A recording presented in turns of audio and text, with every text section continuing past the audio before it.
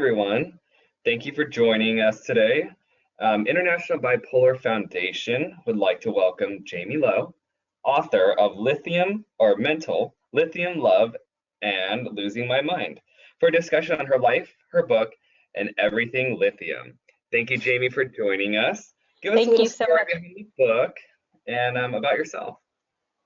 I am a writer. I write for the New York Times Magazine and other publications. I wrote this book over the last few years, and I was kind of surprised I wrote it myself. I didn't really intend to write a memoir or to write about myself, but I wrote an article about lithium when I had to switch off of it a few years ago for the magazine, the Times Magazine, and there was such an overwhelming response that I felt like I should maybe look into it more and share more and try and learn more about lithium, about what it means to me, about what it means to the world, about what it means to other people who are on it or not on it.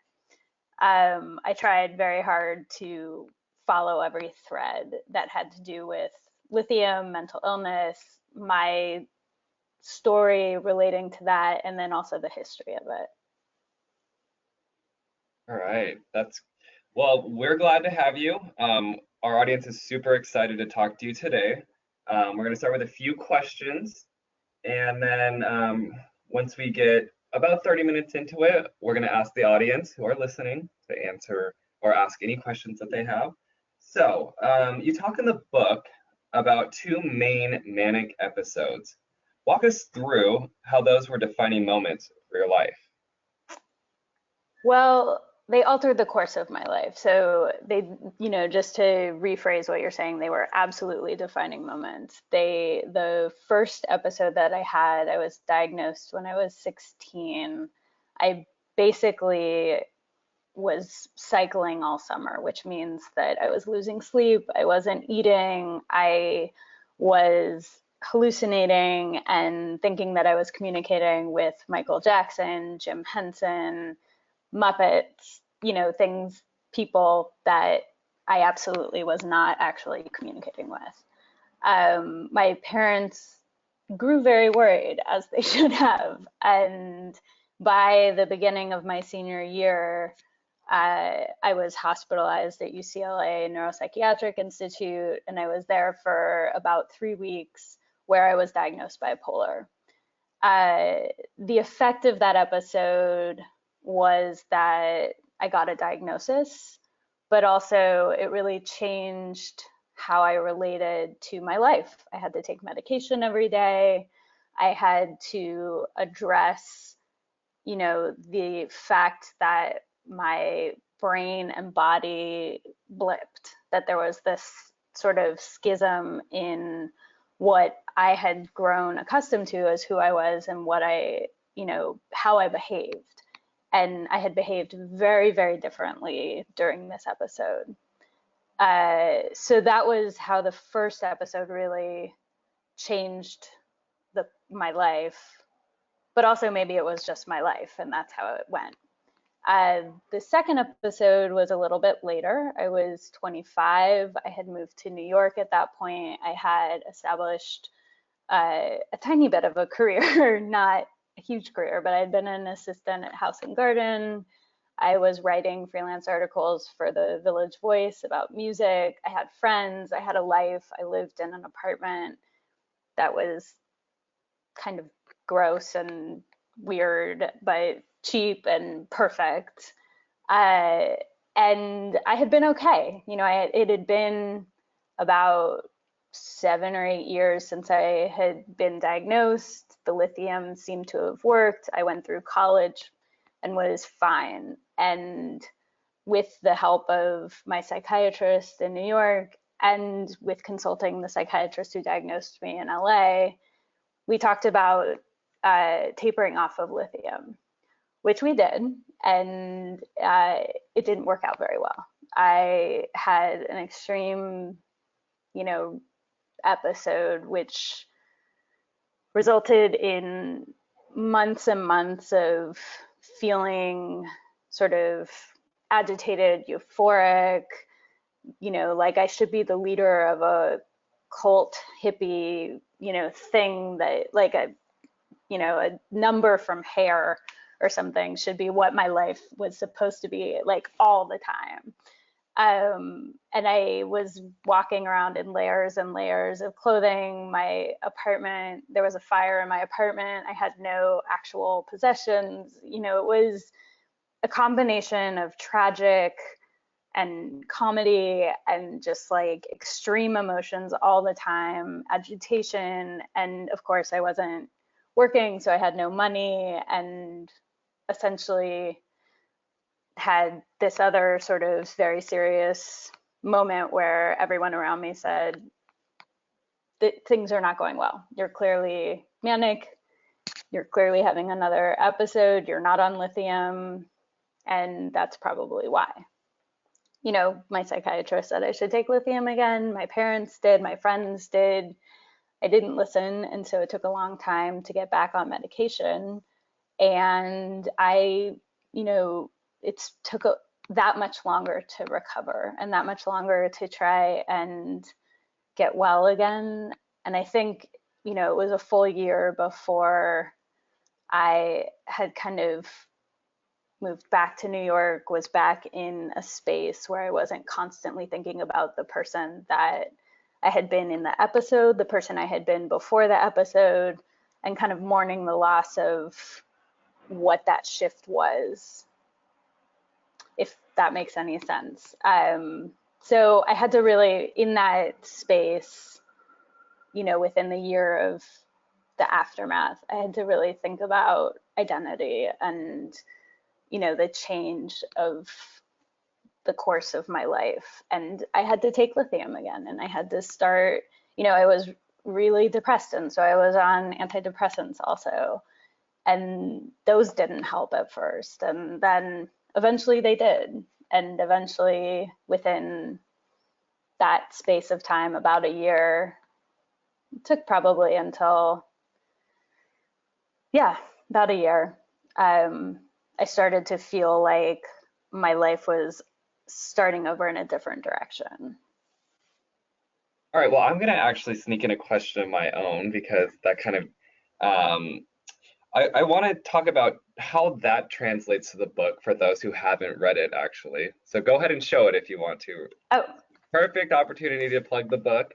So if you can just get an overview and not give away any secrets, how does that fit into the narrative, the pacing, and what can future readers expect when they get to that part?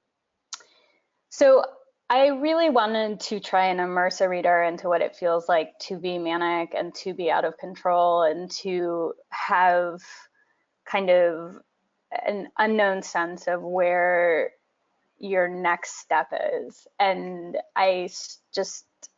what I was trying to do is to drop a reader into what mania feels like inside of my brain. And so the beginning of it is my first episode, and I kind of talk about what it was like to be hospitalized, some of the history of, women and mental institutions and hysteria. I then go on to talk about the second episode and how that sort of affected my life. And then the sort of third section is about when lithium stopped working for me, which was a pretty alarming moment not too long ago, about 4 or 5 years ago, when my blood pressure went really sky high and my kidneys, it was found later by a nephrologist, were failing. The degradation of my kidneys is faster than they should be, or it was found that. That is a side effect of lithium. It's not a side effect for everyone. It was for me. And so it was decided that I should switch from lithium to a different medication so that I could avoid having to have a kidney transplant. And it was actually a really difficult decision to make, to decide between getting a kidney transplant and being with this medication that I knew worked for me, because I have been on it for, I can't do math really quickly, for a long time, 25 years now, or I was on it for 22 years, and I relied on it. I didn't really know me without lithium, and the me that I knew without lithium was one that was out of control and one that was experiencing episodic madness. So I made the decision, after thinking a lot about it, to switch to Depakote. And it was kind of a heinous switch. It was really hard. Getting the right medication is incredibly difficult. And, I've been on it now for about a year and a few months, and I'm knocking on wood. It's been working okay, but it was really hard to get to the point where it felt okay. Let's talk That's about basically what the book is about. well, I wanted, yeah, we wanted to talk about that switch, and I think a lot of our audience, a lot of our followers, people who, come to us for answers, want to know, is it okay? How does it work? The whole idea of switching medication is such a big, vast question. Let's give your perspective on it, and then maybe a little bit of advice or tip, anything that you have for our viewers who, are finding that lithium may or may not be the miracle drug. I mean, I think with everything that I've learned about mental illness, and that's people who are experiencing it around me and with my own issues regarding it, is that it requires so much more patience than you think it ever will. And that goes for medication switches also.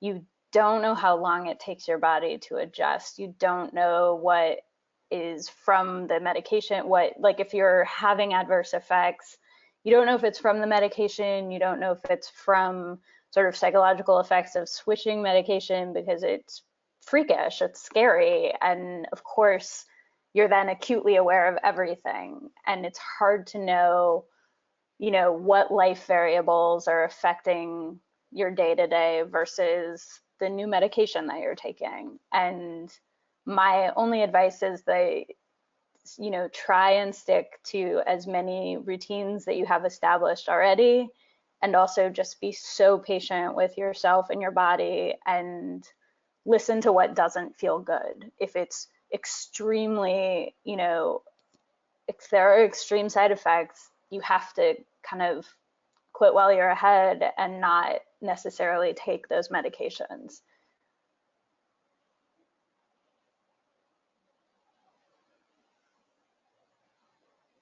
Oh, I can't hear you. All right, let's focus in on the book. There we go. A little technical issue there, Got but it. we covered it. Perfect. All I right. can do a little dance in between from now on. All right, so let's see. We're going to talk about the book now. We're going to kind of refocus our discussion and about lithium. So let's talk about history. Let's talk about what you found most significant, backstory, whatever it is. Let's talk about the most important things you found through your research, through writing and everything, and not just related to you, just related to the world, I guess you could say. So the most interesting thing I found about lithium was just that it's everywhere. Is that the minute, and this is maybe what happens when you start really dialing into one subject matter and one thing, is that it starts appearing everywhere. I started thinking about it in terms of the Big Bang, that it was the third element, that it was, that it's essential in space, that it's essential in, our bodies, in the on Earth. That I, went to Bolivia just because I had always really just wanted to see what lithium looked like, because I had been taking it for so long, and it was so much a part of who I was and my identity. And I had heard about these salt flats in Bolivia, and I was at the end of one job, and I felt like I needed to go. Like there was just this urgent need to see it, what it looked like. And so I went, and this space that, I wish that I could describe accurately or in some way to convey the magic of what it is, but it's this like unending kind of miraculous white desert of like crystalline surface that just sparkles and has this sheen iridescence. I mean, it almost looks like a manic episode, and it has this vast capacity to, help people because it's lithium. So it can charge batteries, it can charge solar power, it can charge me like lithium was charging me. And so I really kind of felt like when I was there that I was paying homage to what had helped me live and survive, and also kind of being part of this cult of an element that is kind of maybe underappreciated or not known well enough. So I tried in the book to explore more about it and to kind of look into, these turn of the century cures where people would bathe in lithium waters and let the sort of medicinal properties soak in. These aren't proven theories. Like I wouldn't say if you're a manic, go out and bathe in water and you're going to be fine. Probably a bad idea, but it was kind of amazing to see that there were these ideas of kind of separation and relaxation and isolation that were conceived of so, more than a century ago, and really helped people keep their sanity.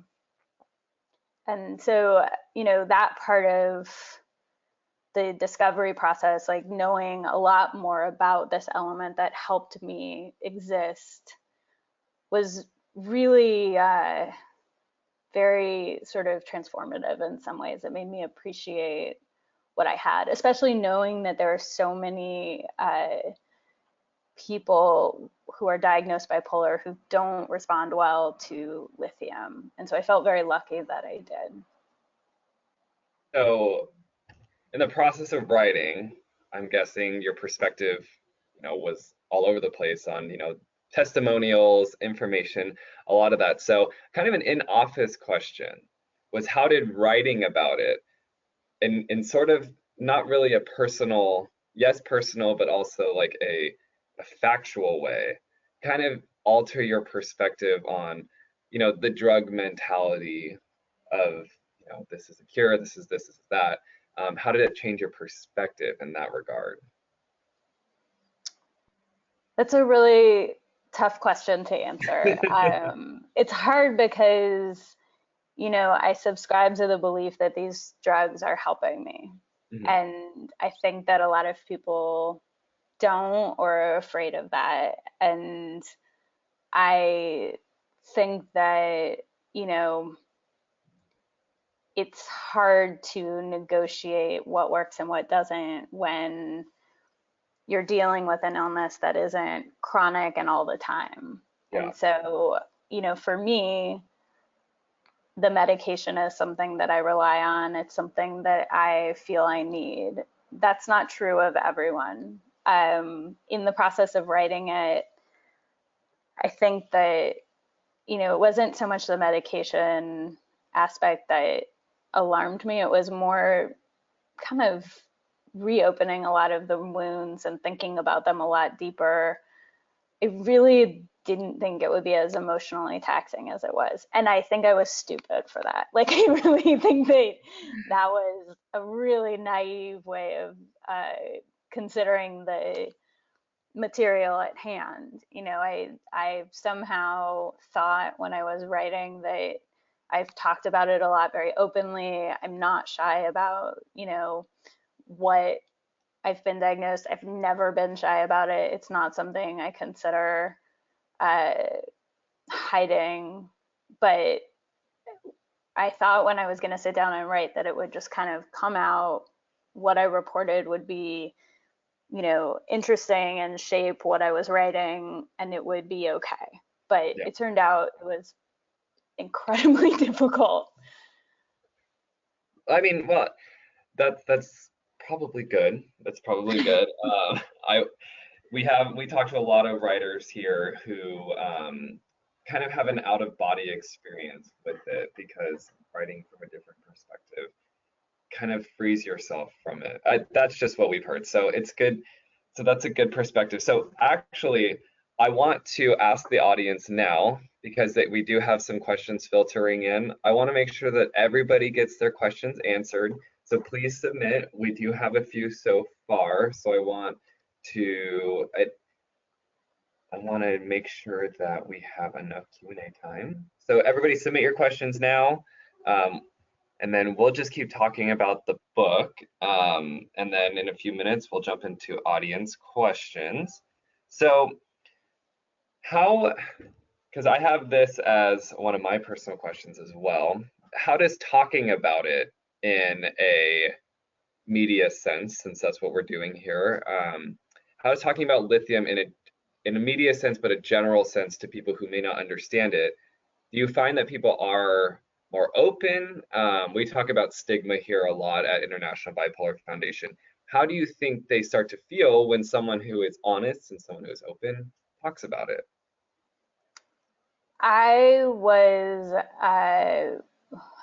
really surprised with how incredibly empathetic people are and how many people are actually affected by mental illness, either by having relatives that are diagnosed or by being diagnosed themselves or by having some person that's touched their lives that are on are on some level related to mental illness. And I continue to talk with so many people who want to share their stories, are interested in talking about my story in relationship to theirs.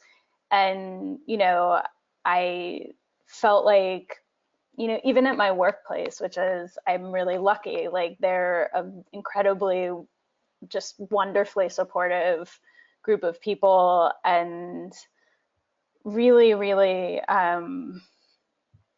they just were all really nice about it. Like I can't think of any other way to put it except that, I wrote this very personal story that my editor asked me if I was sure I really wanted to do it. And I didn't really think about it in terms of it sort of revealing anything more about who I was. But I think it kind of did break down another element of my character to even, close friends that didn't necessarily know some of the details of my story or what I experienced or what my parents experienced or what my, people who were part of some of the episodes had to go through just like being adjacent to me. And that, I think, the more it's talked about, the more it's discussed, the more it's, part of a reality, I think the more people realize that everyone's kind of affected in some way. Yeah. All right. Well, we find that a lot of people are more open when the person who is writing too, we have a board member who's very open and honest about it, almost in your face, to the point where it's like, this is me. I mean, this is who I am, and you're going to accept it. So, and I see a lot of similarities in the story and the honesty. So, we appreciate that here because we do talk about stigma. We do talk about societal pressures to, lessen one of the easiest burdens to get rid of is society just saying, we need to erase the stigma. So, and it's hard and it hard on people. So let's jump into audience questions actually, because we have some good ones. And this one we're going to start with is, when did you know that lithium no longer worked for you? Can you go into depth a little bit about that moment? I was, it was, I'm trying to get the dates exactly right. I went to my general practitioner just for an annual routine checkup. And he took my blood pressure and basically freaked out and said, you have like, it's like 180 over 160, you're gonna die. And, I was like, I'm not gonna die, I'm fine. And I sort of explained, I'm on lithium, I've heard this before, my blood pressure is a little high. And he was like, no, really, this is too high. You have to like get this checked out and you have to make sure that everything's okay. So he sent me to the ER. Once I was there, I have gotten my levels done fairly regularly for lithium, but I was not amazing about getting my blood levels done. But my psychiatrist and I knew that it was, my creatinine levels were on the high end and that eventually I would have to switch off lithium. So it wasn't, a complete shock. The timing of it was shocking because you always think it's in the future something is going to happen, but it was that day that it was going to happen that I really needed to make that call. So I believe this was in 2014, but I could be messing up my timeline entirely. But I think it was, and I, was in the hospital, and I was there for a long time because ERs always keep you for a long time, and I had to think about it for a very long time. And my doctor recommended a specialist in switching over from lithium to other medications. We talked about that. I went to a nephrologist who specialized in kidney disorders and had done work with people who had kidney dysfunction from lithium, Dr. DeVita, and she was excellent. And basically, over time, I decided that I needed to switch. And it was terrifying. It was that day was, I don't know if I can quite describe like the kind of subdued melancholy that I felt, but it was kind of like mourning a loss because I knew that it was something that was going to have to happen, but it happened then. So leading into the switch, a few people want to talk about obviously like a diagnosis of an organ failure in relation to kidney is what we're talking about here. How does that affect the way that you feel about your treatment? Because we've gotten a few questions about, the depression associated with it, and so in your mind, how did you deal with getting that told to you from a doctor? That's a really interesting question. And it's, having hindsight and feeling okay on Depakote now, it's hard to tap into those emotions again. But I think it was one of those things that every now and then I'll think about. And I think at the time, I was 40, 39, 40.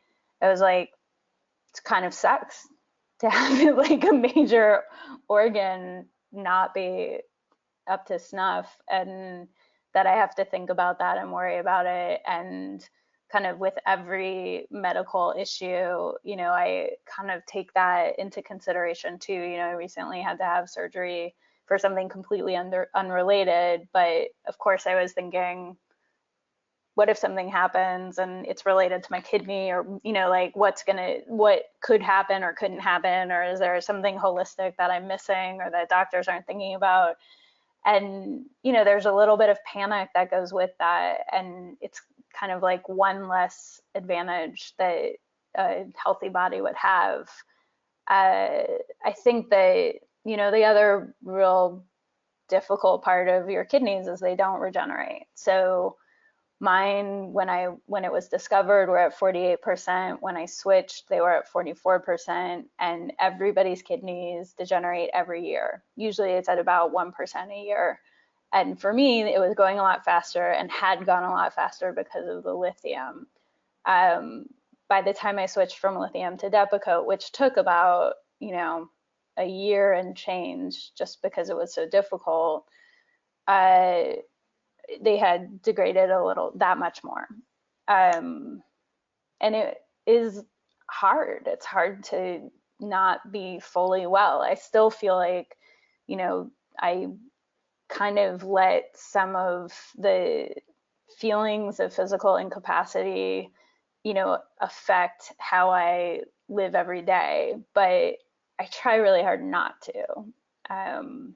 But it's hard knowing that you're not fully functioning. Yeah, yeah.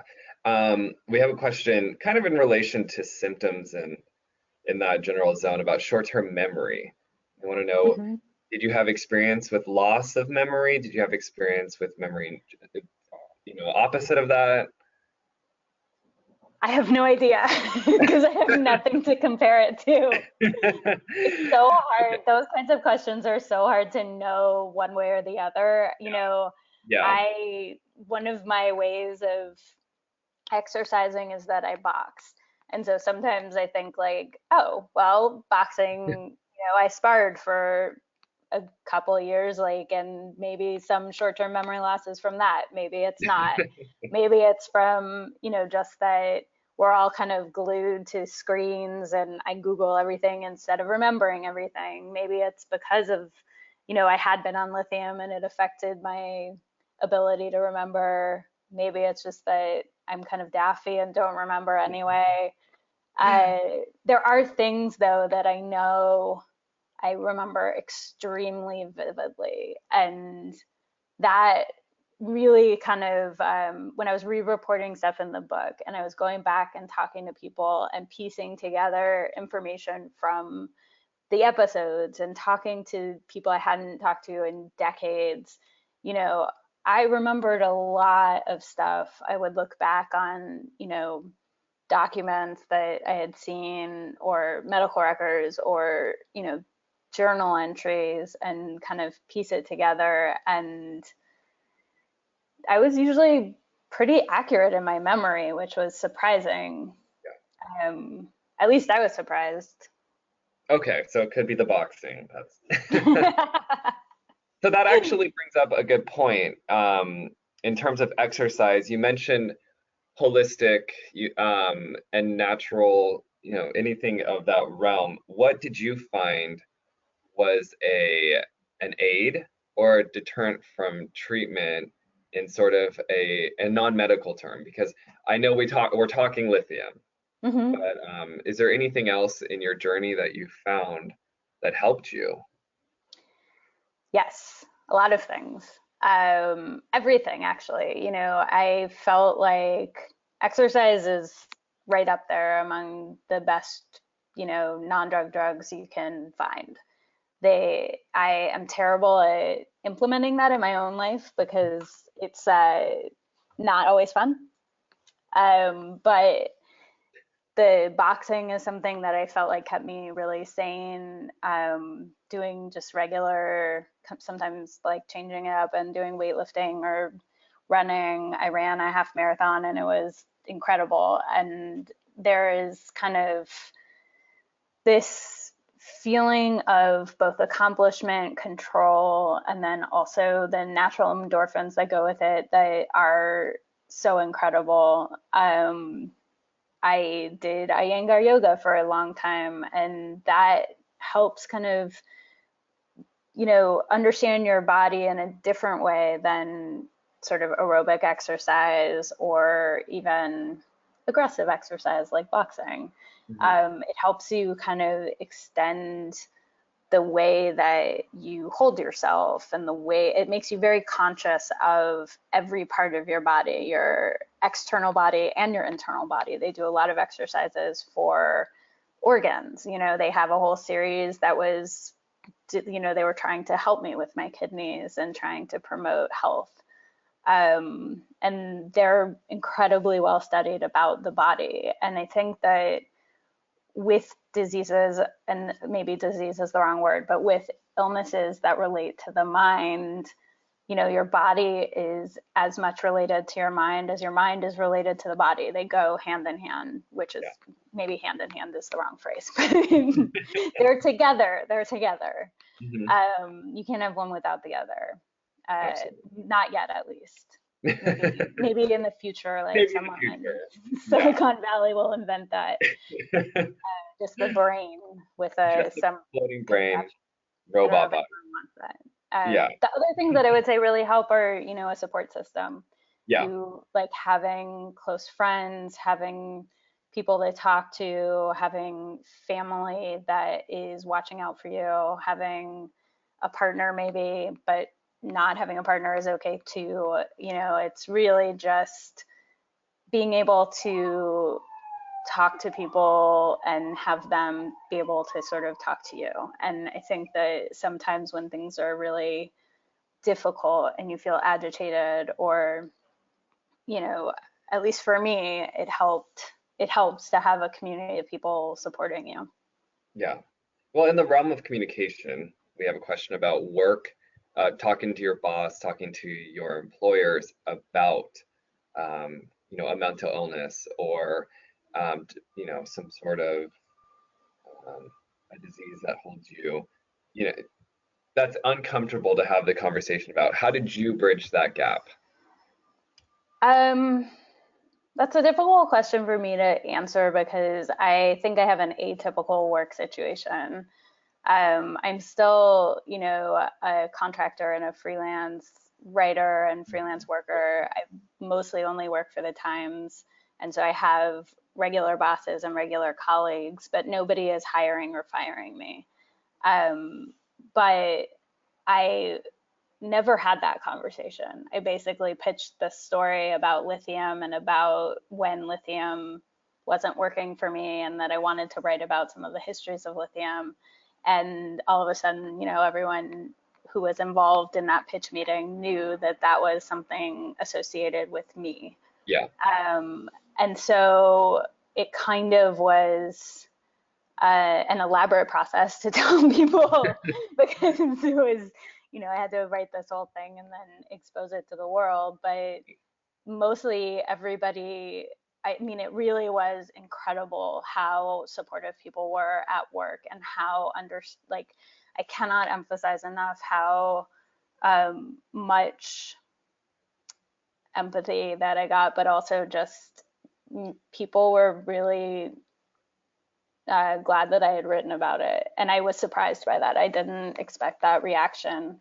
The other thing I'd say is it's illegal for a company to discriminate against any type of illness. And so that if you talk with your boss about it, go in knowing that that's something like they can't discriminate against your illness. It's completely illegal.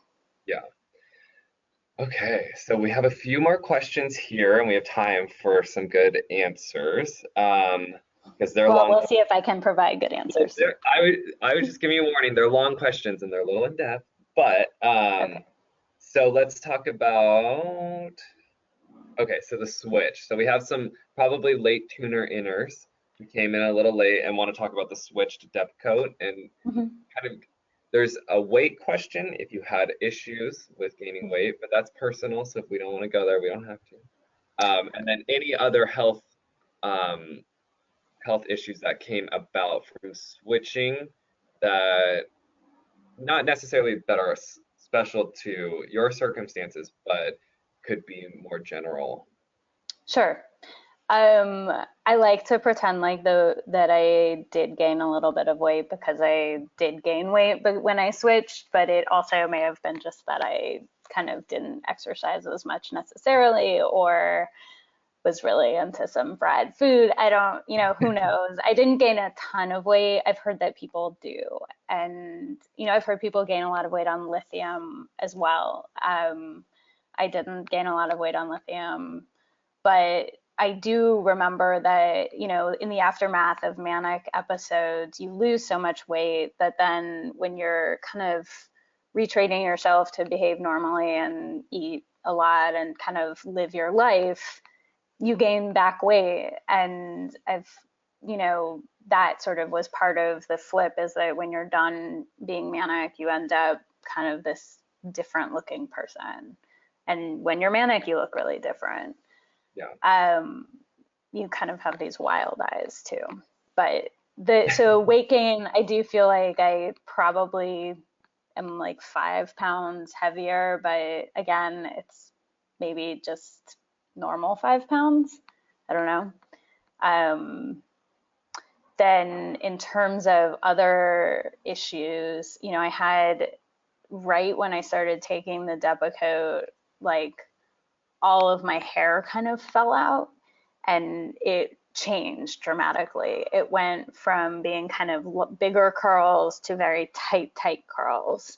And that was about a year and a half ago. And I freaked out. I had normal hair, like I had hair my whole life that was red and giant, and people always would comment on it. And I was like, like, leave me alone. I don't want to hear about my hair. It's annoying.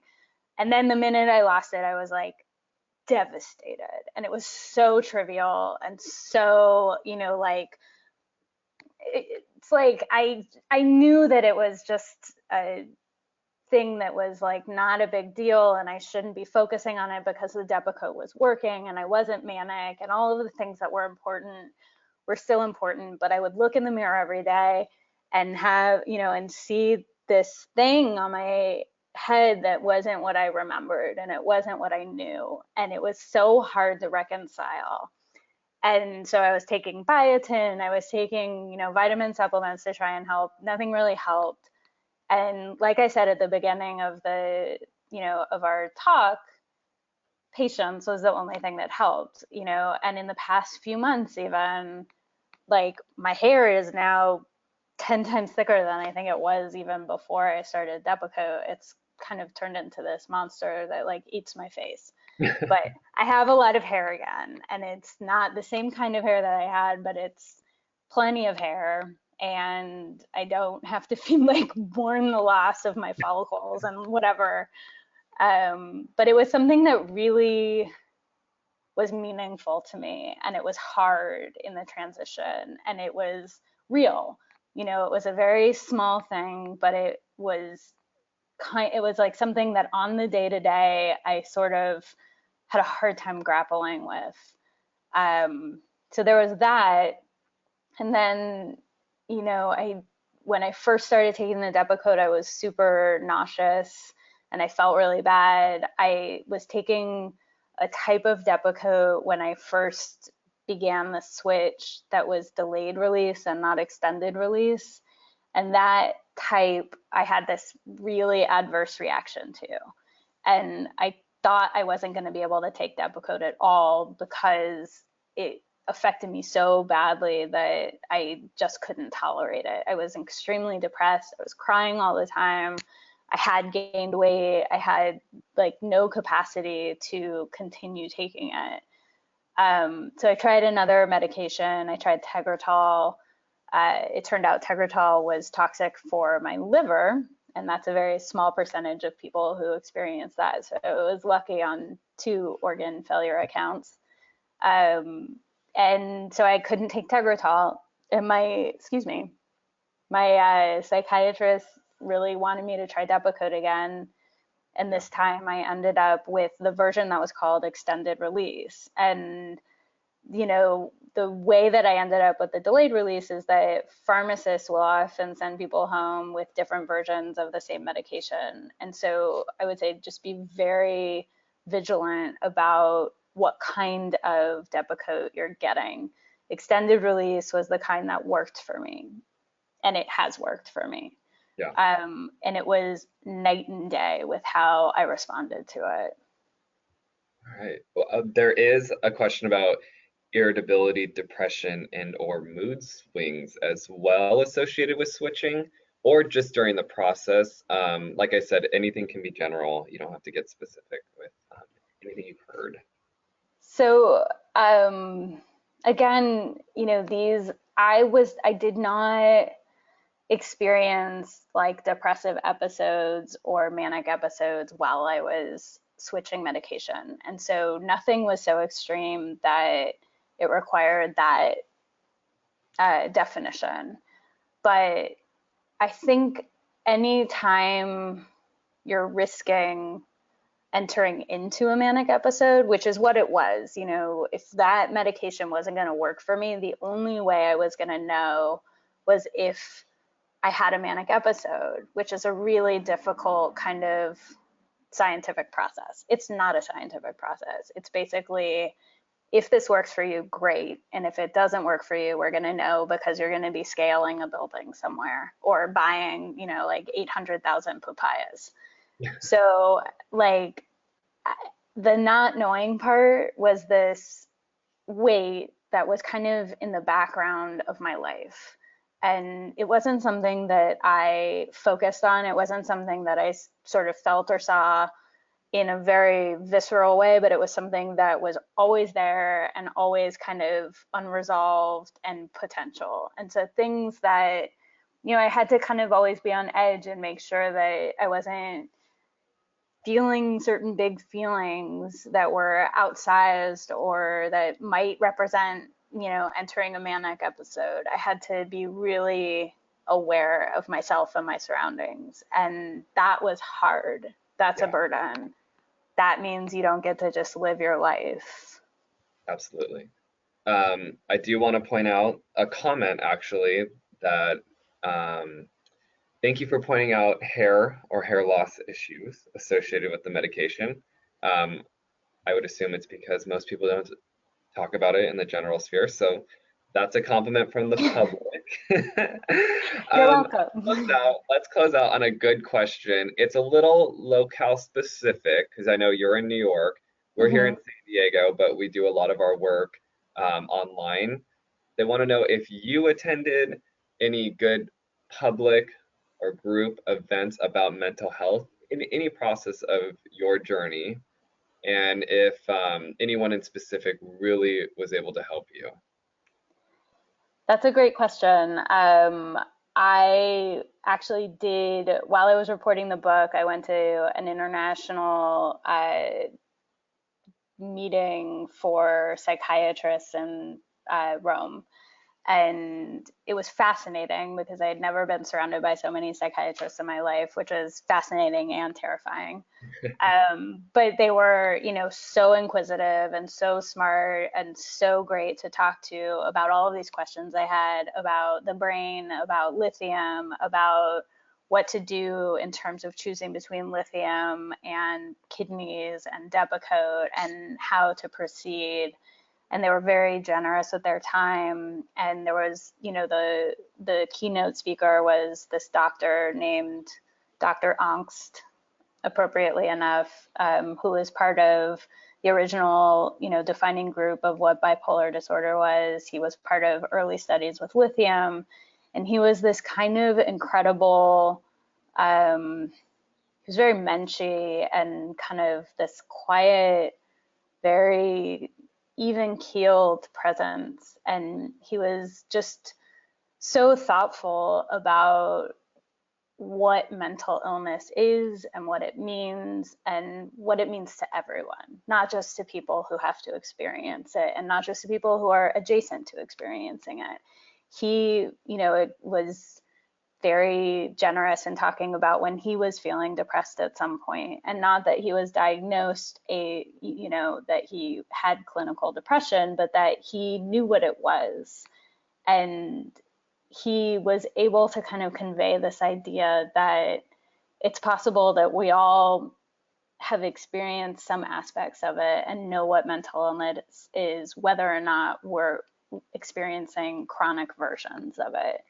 And I think that that was this really important takeaway, that we're all a little bit mentally ill, that we all kind of can be part of these extreme emotions, this anxiety that is life, and that we can also kind of step away from that and help each other to negotiate that space. And it takes a lot of patience, it takes a lot of talking, it takes a lot of awareness and a lot of, understanding. Yeah. All right. Well, I want to thank you for joining us today for what was an incredible talk. Thank you so much. Thank you very much.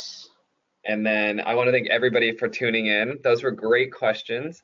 We will be posting this to our website. So if you have any additional questions, I will send them to Jaime So she will And I'm get them. happy to answer.